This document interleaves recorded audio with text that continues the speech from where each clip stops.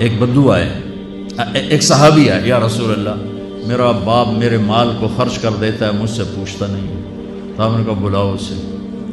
ان کو جب بلایا گیا تو اس نے پوچھا کیوں بلا رہے ہیں؟ کہ تیرے بیٹے نے شکایت کی۔ تو ان کو اتنا دکھ ہوا، انہوں نے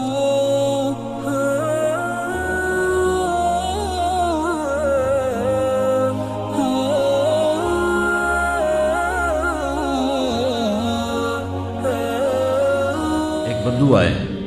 ایک صحابی آئے، یا رسول اللہ میرا باپ میرے مال کو خرچ کر دیتا ہے، مجھ سے پوچھتا نہیں ہے۔ تو آپ نے کہا بلاؤ اسے۔ ان کو جب بلایا گیا تو اس نے پوچھا کیوں بلا رہے ہیں؟ کہ تیرے بیٹے نے شکایت کی۔ تو ان کو اتنا دکھ ہوا، انہوں نے چند اشعار پڑھے دل ہی دل میں، زبان پہ نہیں، دل ہی دل میں، اور مجلس میں آ گئے۔ جب پہنچے دربار رسالت تو جبریل آئے ہوئے، یا رسول اللہ اللہ تعالیٰ کہہ رہے ہیں اس کا مسئلہ بعد میں سنیں، اس سے کہیں وہ شعر سنا جو تو نے بیٹے کے گلے میں کہے ہیں، اور اب تیری زبان سے ادا نہیں ہوئے پر تیرے اللہ نے سنے۔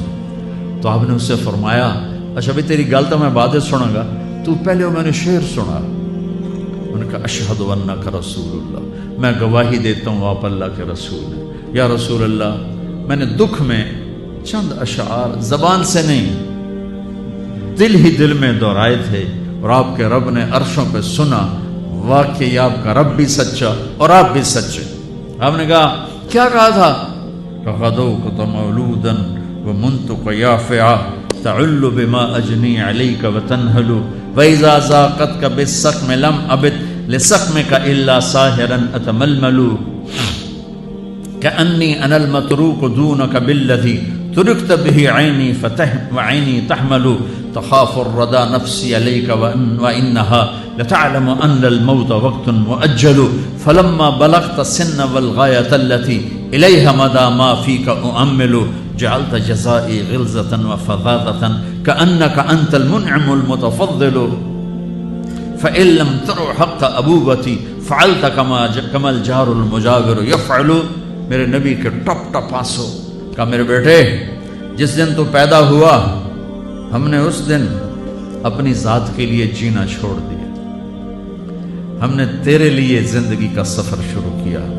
تجھے ٹھنڈی چھاؤں میں بٹھانے کے لیے گرم ہواؤں سے لڑا، تمہیں ٹھنڈی ہواؤں سے بچانے کے لیے برفانی راتوں میں کام کیا، تیری ایک مسکراہٹ دیکھنے کے لیے ساری ساری رات تڑپا، ساری ساری رات اپنے آپ کو کوہلو کے بیل کی طرح اپنی ساری جوانی کا رس نچوڑ کے تیری ہڈیوں میں ڈال دیا۔ میں بوڑھا ہوتا گیا، تو پروان چڑھتا گیا، میری کمر جھک گئی، تیری کمر اٹھ گئی، میری ٹانگوں سے جان نکل گئی، تیری ٹانگیں مضبوط ہو گئی، میرے ہاتھ کانپنے لگے، تیرے ہاتھ مضبوط ہوئے، میں لڑکھڑانے لگا، تو اترانے لگا، تو مجھے خیال آیا کہ جیسے میں اس کے لیے دھکے کھاتا تھا، اس کی زندگی کی دعائیں مانگتا تھا، اس کے لیے تڑپتا تھا، چلو آج میرا یہ سہارا بنے گا۔ لیکن جب تجھ میں جوانی کی لہر دوڑی اور مجھے بڑھاپے نے کھا لیا، جب جوانی میں تجھ میں رنگ بھرا اور بڑھاپے نے میرے رنگ چھین لیے،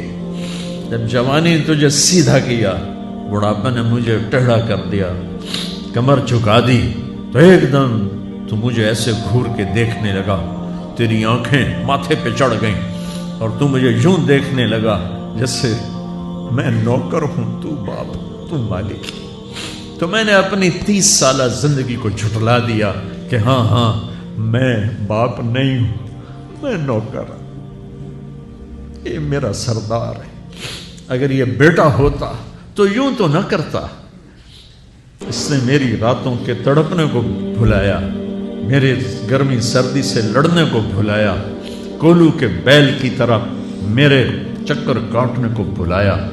اپنی خوشیوں کو دفن کر دیا اپنے سینے میں،